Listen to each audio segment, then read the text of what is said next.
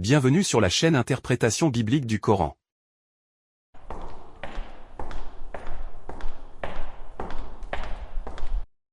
Abraham est le premier modèle de prophète guerrier que nous pouvons trouver dans les premiers récits bibliques. La bataille dont Abraham était le héros est consignée dans le chapitre 14 de la Genèse.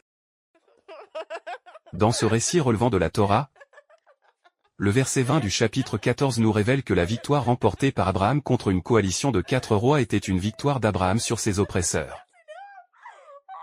Il s'agit là d'une coalition composée des 4 rois cités ci-après. Kedorlaomer, roi d'Élam. Arioch, roi d'Élassar. Tidal, roi de Gihom. Et Amraphel, roi de Shinéar. Curieusement, nous constatons que le récit de la Genèse ne nous explique pas la raison pour laquelle le verset 20 de son chapitre 14 considère la coalition des 4 rois en question comme étant des oppresseurs d'Abraham. Faisant partie de la tradition israélite, les péripéties de cette bataille remportée par Abraham sont également relatées dans une version relativement différente, mais plus élaborée et plus édifiante, dans les légendes juives.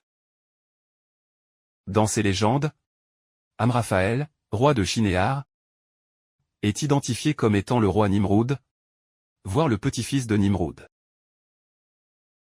C'est ce roi qui avait catapulté Abraham dans une fournaise ardente pour avoir fracassé les idoles de son peuple, selon les légendes israélites.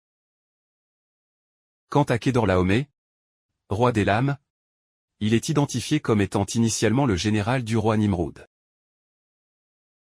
Il s'est par la suite autoproclamé roi d'Élam et il est devenu avec le temps le leader de la coalition des 4 rois susmentionnés. Le récit de la mise d'Abraham au milieu de la fournaise ardente est repris dans le discours coranique, plus particulièrement dans le segment allant du verset 51 au verset 75 de la sourate Les Prophètes. Nous y relevons qu'Allah avait ordonné à la fournaise ardente d'être une fraîcheur salutaire pour Abraham et qu'Allah avait sauvé Abraham et Lot vers la terre sainte. Nous y relevons par la même occasion que le récit de la mise d'Abraham dans la fournaise ardente n'existe pas dans la Bible hébraïque, mais dans les récits des légendes israélites.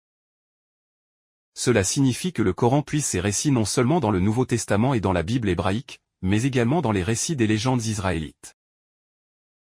Dès lors, nous pouvons affirmer d'emblée que pour comprendre le Coran il faut commencer tout d'abord par étudier la Bible hébraïque et la littérature de la tradition israélite y compris les légendes juives.